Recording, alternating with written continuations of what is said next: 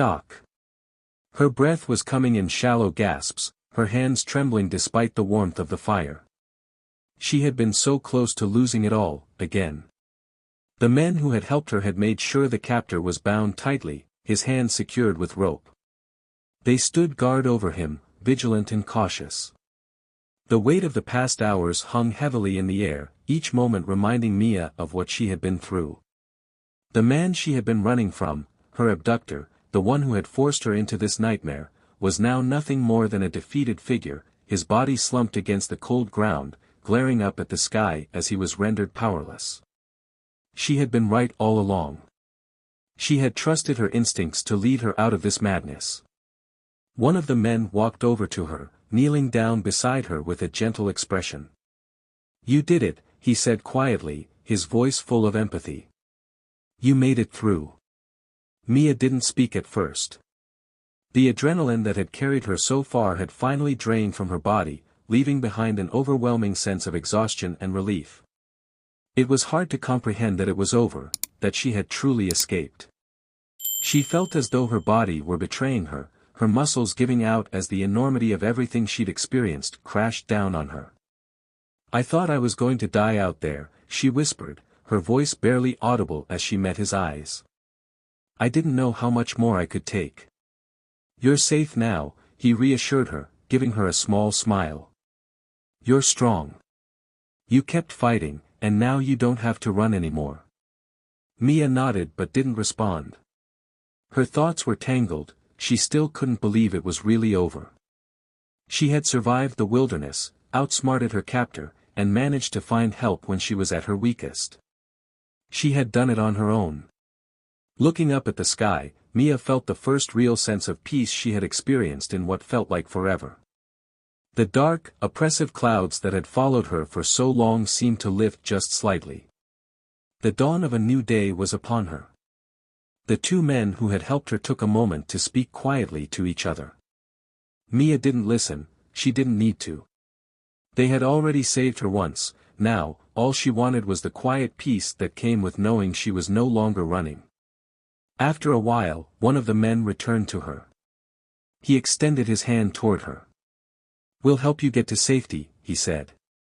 "But we need to get you away from here first. Your captor won't be down for long, and it's best if we don't take chances." Mia didn't hesitate. She took his hand, allowing herself to be helped to her feet. Her legs were unsteady, but she found the strength to walk on her own. The men led her through the woods in silence, keeping a watchful eye on the man they had captured. The woods had been so quiet the night before, but now, as the light of day filtered through the trees, it felt different. It felt like the beginning of something new. A chance for Mia to reclaim what had been stolen from her. Hours later, they reached a small cabin tucked away on the edge of a nearby town. The men had promised it would be a safe place until the authorities arrived, and as Mia stepped inside, she felt a weight lift from her chest. It was nothing extravagant, but it was a refuge, a place where she could breathe without fear.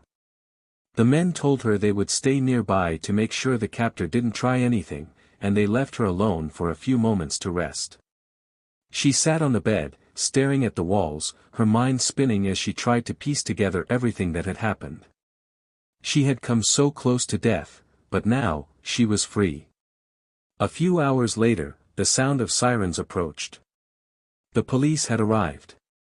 Mia's heart pounded in her chest, but this time, it wasn't out of fear.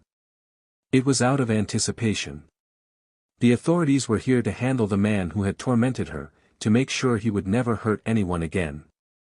As two officers walked into the cabin, Mia couldn't help but feel a rush of relief.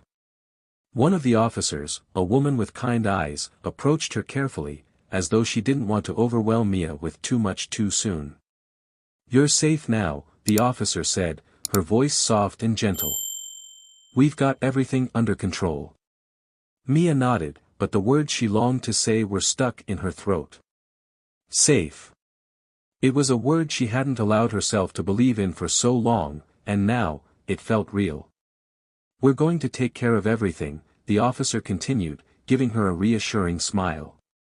"You're not alone anymore. Mia's eyes filled with tears. It was a long time before she spoke. "Thank you," she whispered. "Thank you for saving me."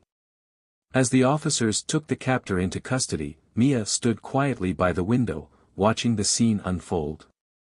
She felt detached, like an observer of her own story. The nightmare that had haunted her for so long was finally over, and though the scars would remain, she could feel herself healing. The men who had helped her came to say goodbye. They told her to be strong and that they would check in on her once she was settled.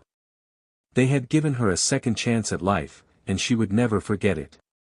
Before they left, Mia looked at them both with gratitude in her eyes. "You didn't have to help me," she said softly. "But you did. Thank you." The men smiled and nodded, exchanging a glance before heading out the door. Mia stood in the quiet of the cabin, her heart finally at ease. She had fought, she had survived, and now, she had a future. The road ahead was uncertain, but she was no longer alone. The people she had met along the way, the men who saved her and the officer who reassured her, had given her something more precious than freedom. They had given her hope. She would rebuild her life. It would take time, but she knew now that she had the strength to face whatever came next. And for the first time in what felt like forever, Mia smiled.